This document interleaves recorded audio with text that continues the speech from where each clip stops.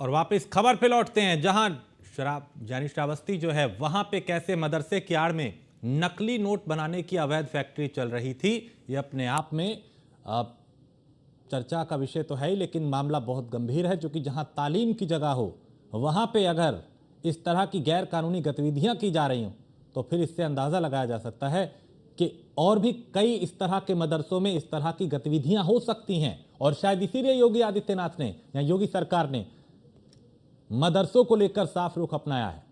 जिनको मान्यता नहीं उनके खिलाफ भी कार्रवाइयां की गई, क्योंकि वो ये भी कहते हैं कि एक हाथ में कुरान और दूसरे में लैपटॉप होना चाहिए। लेकिन जिस तरह के मामले अलग अलग इलाकों के अलग अलग मदरसों से सामने आ रहे हैं वो हैरान करने वाले हैं। दुर्गेश हमारे संवाददाता इस पे ज्यादा जानकारी देंगे। दुर्गेश, अब तक इस प्रकरण में चूंकि 2 दिन हो चुके हैं, क्या क्या अपडेट आ चुका है, क्या क्या खुलासे हुए हैं? अंतर्गत वीरगंज निवासी एक मुबारक अली पहले कबाड़ का काम करता था, जिसके बाद वो नोटों का कारोबार करने लगा, नकली नोट बनाने का कारोबार करने लगा। जिसके बाद पुलिस को सूचना मिली, जिसके बाद पुलिस ने इस गिरोह का भंडाफोड़ किया है, जिसमें 5 लोगों की गिरफ्तारी हुई है। पूरे मामले में कि जब पुलिस अधीक्षक ने जांच की, एक मामला खुल के सामने आया है कि जो नूरी बाबा था वो अवैध मदरसे में नकली नोटों का कारोबार करता था और लोगों को ये नकली नोटें सप्लाई भी करता था। बताया जा रहा है कि इसका तार कहीं ना कहीं नेपाल, महाराष्ट्र और विदेशों तक जुड़ा हुआ था और ये जो मदरसा चला रहा था ये अलग अलग विदेशों से फंडिंग इसको आती थी, जिसमें जांच पड़ताल में ये खुलासा हुआ है कि इसका जो नूरी बाबा है पहले झाड़ फूक का काम करता था। झाड़ फूक से इसको नाम मिली, नाम मिलने के बाद नूरी बाबा नोटों का नकली नोट बनाने का कारोबार करने लगा, जिसके बाद पुलिस ने इसका भंडाफोड़ किया है।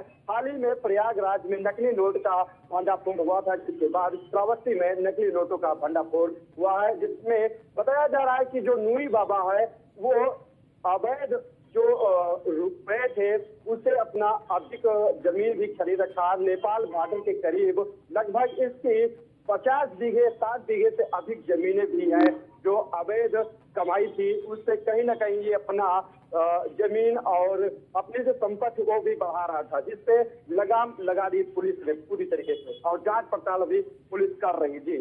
ठीक है, AK द्विवेदी जी भी हमारे साथ जुड़ चुके हैं। द्विवेदी जी, ये चूंकि अब चर्चा का विषय तो है, लेकिन उससे गंभीर विषय ये कि भाई मदरसा जहां तालीम दी जाती है उसकी आड़ में इस तरह से देश विरोधी गतिविधि से कहेंगे, जहां फेक करेंसी बनाई जा रही थी, नकली नोट बनाए जा रहे थे, कैसे इस पे लगाम लगेगी और सर क्या इलाज है इनका, चूंकि नोटबंदी के बाद भी इस तरह के मामले सामने आ रहे हैं?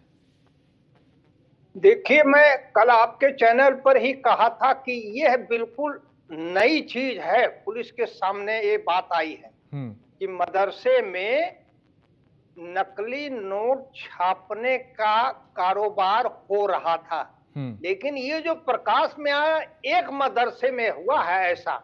अभी उत्तर प्रदेश में एक अन्य मदरसे में दूसरे जिले में ये बात प्रकाश में आई कि वहां से कुछ लोग साइबर क्राइम कर रहे थे।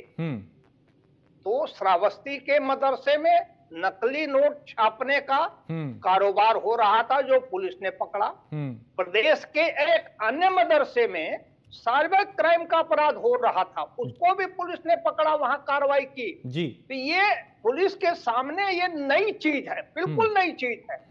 हम लोग मान करके चलते हैं पुलिस विभाग के लोग कि स्कूलों में पढ़ाई होगी बच्चों की, मदरसों में धार्मिक शिक्षा दी जाएगी। किसी अन्य गतिविधि में जो साइबर क्राइम है, नकली नोट छापने की क्राइम है, इसमें ये लोग नहीं लिप्त होंगे। और अगर मदरसे में पढ़ाने वाले जो शिक्षक हैं, तालीम देने वाले जो लोग हैं, अगर वो इस तरीके के अवैध कारोबार में, अवैध काम में खुद को लिप्त कर लेंगे तो उसका क्या असर बच्चों पर पड़ेगा ये अनुमान लगाया जा सकता है। जाहिर बात है बच्चों पर इसका खराब असर पड़ेगा, बुरा असर पड़ेगा।